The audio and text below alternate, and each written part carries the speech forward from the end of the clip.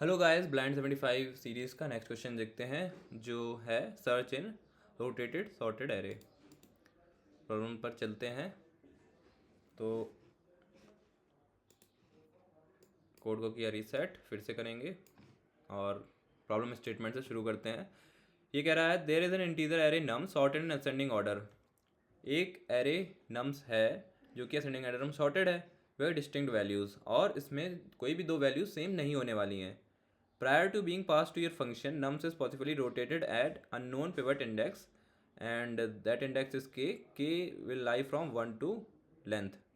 Okay, such that the resulting array is k से शुरुआत होगी फिर, और बाकी जो है बाद में आ जाएंगे k से एंड तक, n-1 तक फिर शुरुआत के। और ये एग्जाम्पल से इन्होंने हमें समझाया है।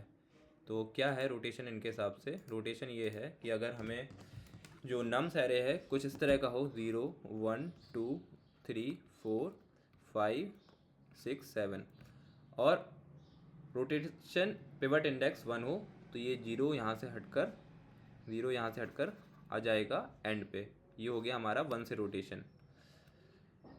सॉरी, जीरो आया है, जीरो हटाया वहाँ से, तो पीछे जीरो ही आएगा। तो ये हो गया rotation by index 1, pivot index 1। और अगर 2 से करेंगे तो ये भी आ जाएगा, और 3 से करेंगे तो 2 भी आ जाएगा एट द एंड। तो ये हो गया हमारा given array nums after rotation from pivot index 3। तो रोटेशन आपको समझ में आ गया होगा। जितने भी प्लेस से हम रोटेशन करेंगे उतने एलिमेंट शुरुआत के एंड में आ जाएंगे। ऑर्डर वही रहेगा, शुरुआत वाला पहले रहेगा, शॉर्टेड है मतलब छोटा वाला पहले रहेगा। तो अब क्या होगा, इस पॉइंट के बाद ये हो गया, मान लेते हैं पिवट पॉइंट, तो यहाँ तक शॉर्टेड है, फिर ये दो पार्ट में डिवाइड हो गया और अगला पार्ट भी खुद में शॉर्टेड है।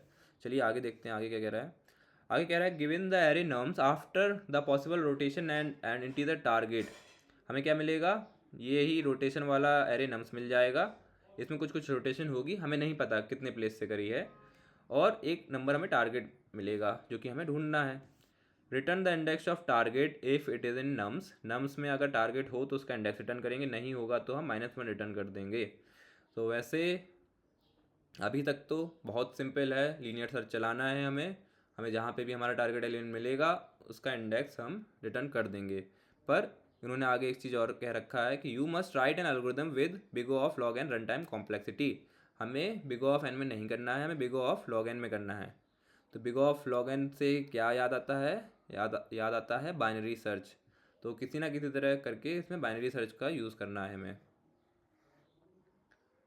और नॉर्मल है, कंस्ट्रेंट्स तो नॉर्मल है, लेंथ भी 5000 तक है, ज़्यादा नहीं है। चलिए देखते हैं। अब हम बाइनरी सर्च लगाएंगे तो आप सभी को पता होगा बाइनरी सर्च में क्या करते हैं, हम मिड निकालते हैं। यहाँ पर इंडेक्सिंग कर देते हैं 0 1 2 3 4 5 6 7।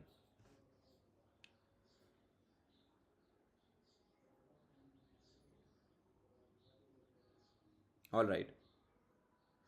तो अब क्या होगा कि हमारा मिड कहीं पर भी आएगा। इस केस में पहले कहाँ आएगा, सबसे पहले आएगा 7 + 0 that is 7, and 7/2 that will be 3। Mid आएगा यहाँ पर।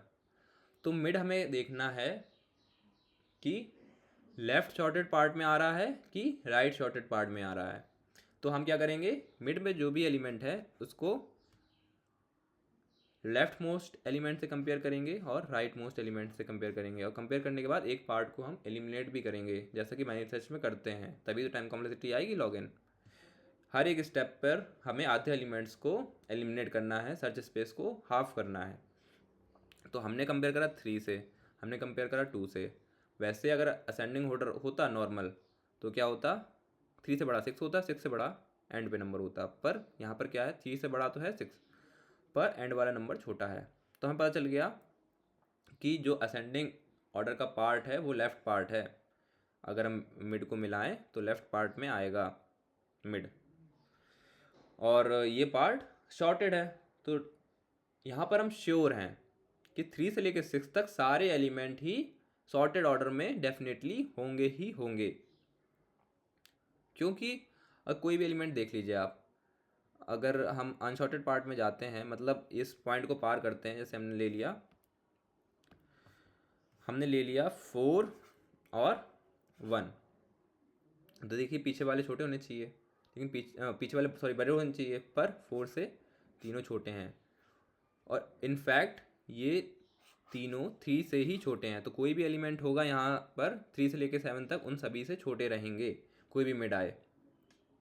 तो इससे हमें ये पता चल रहा है कि ये वाला पार्ट इतना मिड से लेके एंड तक, ये वाला पार्ट शॉर्टेड नहीं है, जो कि राइट पार्ट हो गया फिलहाल, और लेफ़्ट वाला पार्ट शॉर्टेड है।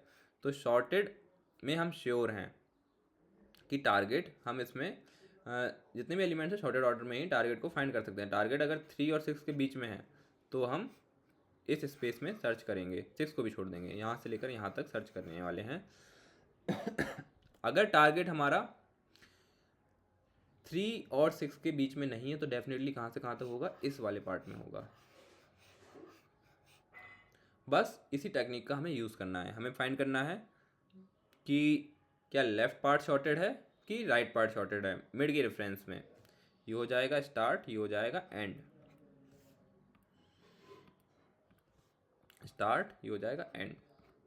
तो इस केस में लेफ़्ट वाला है, तो हम ये सर्च स्पेस को, इतने स्पेस को एलिमिनेट कर देंगे, हमारा सर्च स्पेस आधा रह जाएगा। इसी से time complexity big of log n आ जाएगी। तो चलिए इसको कोड करके देखते हैं इसी टेक्निक से। तो सबसे पहले क्या करेंगे, सबसे पहले हम हमेशा की तरह इस गिवन एरे की लेंथ को फाइंड कर लेते हैं नम्स डॉट साइज का यूज़ करके। इसके बाद 2 पॉइंटर बना लेते हैं, एक तो शुरुआती एलिमेंट पे पॉइंट कर रहा होगा, एक लास्ट एलिमेंट पे पॉइंट कर रहा होगा। This ending will be pointing to the last element of the given array and its index is going to be len -1, that is length of the array -1। Last element का यही index होता है। फिर हमने लगाया वाइल लूप, जैसा कि हम बाइनरी सर्च में लगाते हैं, और इसमें एक कंडीशन रहती है। बाइनरी सर्च में क्या कंडीशन रहती है कि जब तक हम इसे चलाते रहेंगे, जब तक हमारा स्टार्ट पॉइंटर एंड से छोटा या बराबर है। यहाँ पर बराबर भी हमें लिखना पड़ेगा, क्यों? क्योंकि जब स्टार्ट और एंड एक ही एलिमेंट को पॉइंट कर रहे हो तो हमें उसको भी चेक करना पड़ेगा, क्या वो ही तो टारगेट एलिमेंट नहीं है। इसके लिए हमें यहाँ पर इक्वल टू भी लगाना पड़ता है। अब वाइल लूप में अंदर आते ही हम मिड फाइंड करेंगे कि करंटली मिड क्या है हमारा, और मिड हमारा इस तरीके से निकलेगा, जो कि हम नॉर्मल बाइनरी सर्च में भी निकालते हैं, स्टार्ट प्लस एंड अपॉन 2। अब हम देखेंगे if left part is sorted, part is sorted, ये कैसे पता चलेगा? ये हमें इस तरह से पता चलेगा, इफ नम्स मिड, अगर ये बड़ा है किससे, नम्स स्टार्ट से। इक्वल भी हो सकता है। इक्वल किस केस में होगा? इक्वल इस केस में होगा जब नम मिड और स्टार्ट एक ही एलिमेंट पर पॉइंट कर रहे हो। जब कुछ इस तरह से हो, हमारा गिवन एरे मान लीजिए यही है 3 1, टारगेट मान लीजिए 1 है, तो शुरुआत में क्या होगा 0 1, मिड क्या आया, यही आएगा 0 + 1/2, 0 ही आएगा। तो जो 3 है वो मिड भी है और स्टार्टिंग भी है, तो इक्वल भी हो तब भी हमारा ये हो जाएगा लेफ्ट पार्ट, ये हो जाएगा राइट पार्ट, एक ही एलिमेंट का होगा लेफ्ट। तो इस केस के लिए हमने क्या करा है, इक्वल्स टू भी लगाया है। इक्वल्स टू लगाने से क्या होगा कि हमें 1 सर्च करना है, 1 हम सर्च कर लेंगे, क्या 3 और 3 के बीच में आ रहा है, नहीं आ रहा, तो हम सर्च स्पेस ये वाला चूज़ कर लेंगे और यहाँ हमें 1 मिल जाएगा। तो अगर ऐसा है, लेफ्ट पार्ट शॉर्टेड है, तो हम क्या करेंगे, इसमें चेक कर सकते हैं कि टारगेट है कि नहीं। शॉर्टेड चीज़ में हम चेक कर सकते हैं, हमें पता रहता है स्टार्टिंग और एंडिंग के बीच में हुआ तो वो यहीं पर मिलेगा हमें। तो if target greater than equals to nums start, nums start से बड़ा हो या बराबर हो, क्योंकि टारगेट हमारा स्टार्ट खुद भी हो सकता है।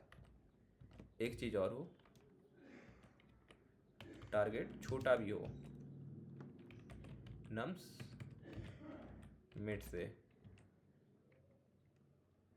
और यहाँ पर इक्वल्स टू क्यों नहीं लगाना, यहाँ पर इक्वल्स टू इसलिए नहीं लगाना क्योंकि हम ऊपर ही चेक कर लेंगे। इफ़ नम्स मिड पर जो भी रखा हुआ है करंटली वो अगर टारगेट के बराबर है तो इसी का इंडेक्स तो हमें चाहिए, टारगेट का हमें पता चल गया वो मिड में है, हम यहीं पर रिटर्न कर देंगे उसको। तो मिड इक्वल टू टारगेट वाली कंडीशन हम चेक कर चुके हैं, तो यहाँ पर कोई ज़रूरी नहीं है अब इक्वल्स टू लगाना, यहाँ पर अकेला लेस देन से काम चल जाएगा। तो अगर ये है तो हमारा टारगेट कहाँ पर है, हमारा टारगेट है लेफ़्ट पार्ट में। लेफ़्ट पार्ट में सर्च स्पेस को डायरेक्ट करने के लिए हम क्या करेंगे, एंड पॉइंटर को मिड -1 कर देंगे। मिड तो रहेगा नहीं, मिड हम चेक कर चुके हैं तो मिड -1 कर दिया हमने। अगर ऐसा नहीं है तो राइट पार्ट में होगा तो हम स्टार्ट को अपडेट कर देंगे मिड +1 से। अगर ऐसा नहीं है तो कैसा होगा फिर हमारा जो मिड आ रहा है वो राइट पार्ट में आ रहा है और राइट पार्ट हमारा शॉर्टेड है। If right part is shorted, एक तो हो गई, लेफ्ट नहीं है तो डेफिनेटली राइट होगा। अब यहाँ पर हम चेक करेंगे, कुछ ऐसी कंडीशन है इसलिए कॉपी पेस्ट कर लेते हैं। अगर टारगेट हमारा एंड से छोटा या बराबर है